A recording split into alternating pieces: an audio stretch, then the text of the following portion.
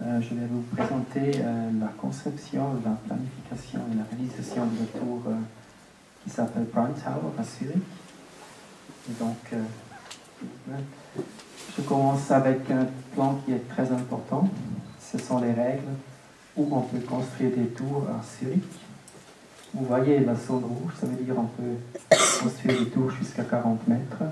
Et puis les zones jaunes et orange jusqu'à 80 mètres.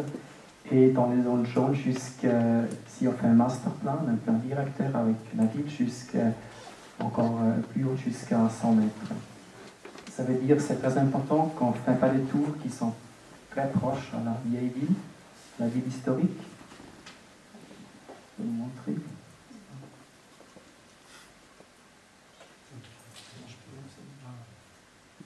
Donc, la ville historique, c'est ici.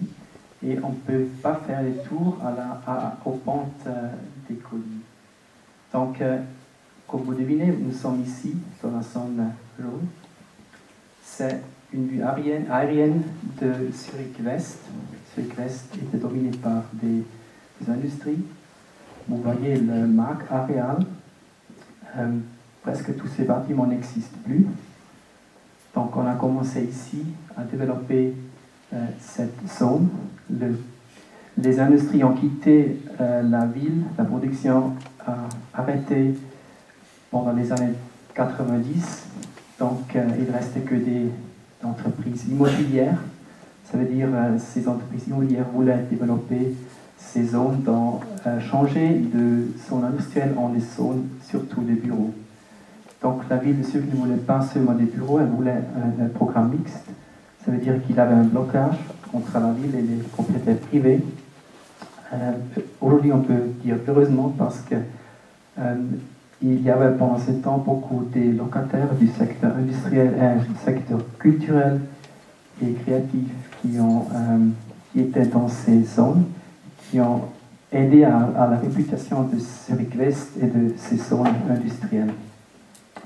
On voit aussi que ces bâtiments étaient assez de grandes dimensions, ça veut dire qu'on est dans un contexte qui n'est pas très sensible comme la ville historique.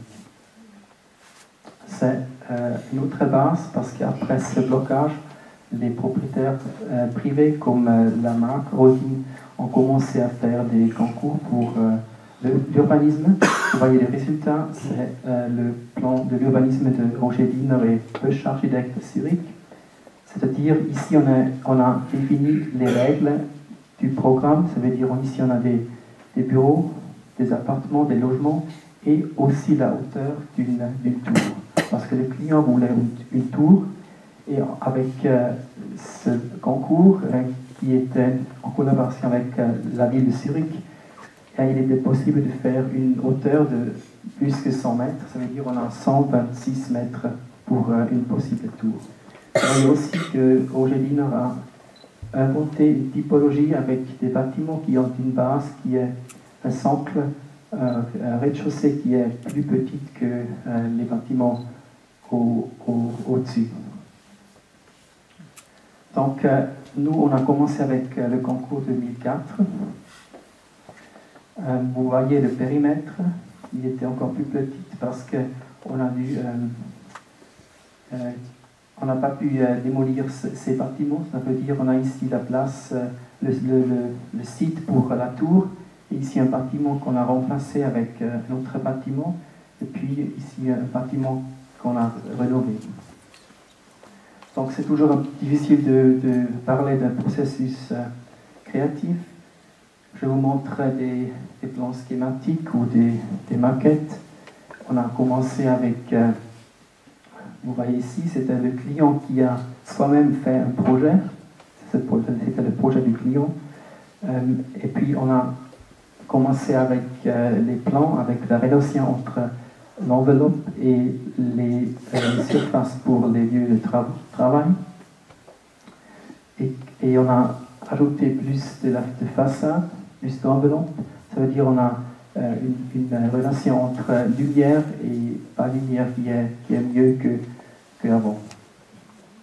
Et aussi on a discuté si on a un noyau central ou on a deux ou même trois noyaux. finalement, on a ajusté un plan au périmètre qui était, comme je l'ai dit, assez limité. Donc vous voyez des maquettes au début, juste des maquettes presque à la fin. Vous voyez aussi qu'on a travaillé avec l'empilement des boîtes. On a introduit des porte-à-faux qui sont une espèce de sorte de réaction sur les infrastructures comme la Hardbrücke ou une réaction sur des bâtiments voisins. Ou si on est à l'intérieur, on peut dire qu'on a transformé un plan rectangulaire dans un plan rectangulaire. Et le client voulait aussi qu'on a jusqu'à 4 locataires par étage. Ça veut dire qu'on a un noyau central avec l'élévateur et les escaliers, et on a deux noyaux décentrales avec l'installation technique. Donc, parce qu'on a créé un plan assez spécial, on a dû prouver qu'on peut faire des bureaux, on a fait des études sur le Vegant. Ça veut dire qu'on a commencé avec des bureaux privés et jusqu'à des structures qui sont plus ouvertes. Et là, le plus important, ce sont les coupes. Vous voyez ici la hauteur de 126 mètres.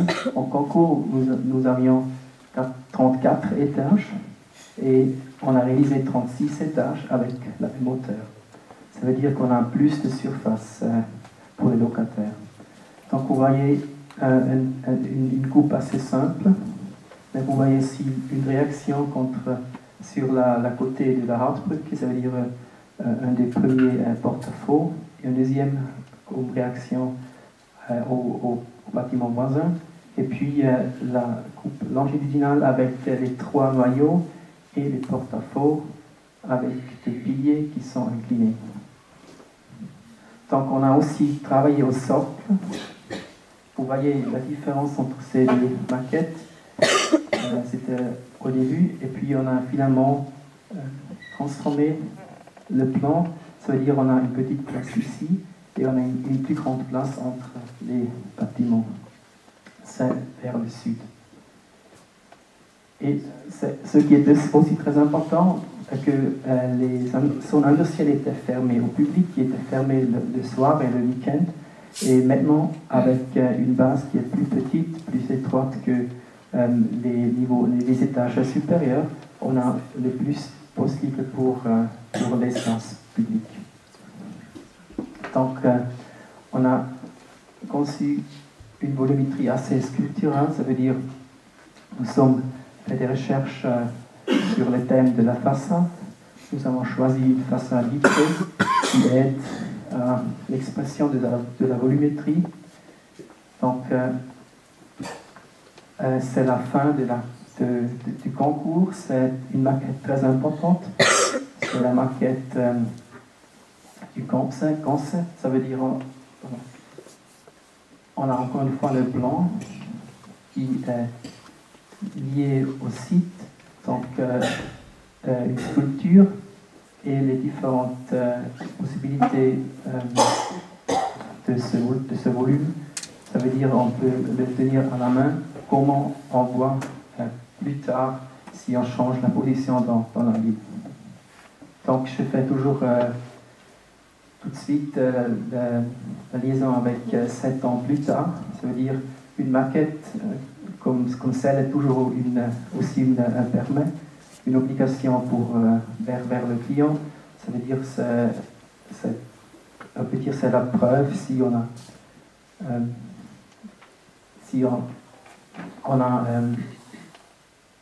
oui, ça veut dire, vous voyez ici la réflexion, la transparence, la réflexion aide de voir la volumétrie, les faces, les arrêts. Ça aide à la volumétrie et la volumétrie sculpturale. Donc il y a une grande différence entre jour et nuit. Là, pour la nuit, on va plutôt la structure intérieure, ça veut dire les plafonds, les piliers et les éléments de la façade.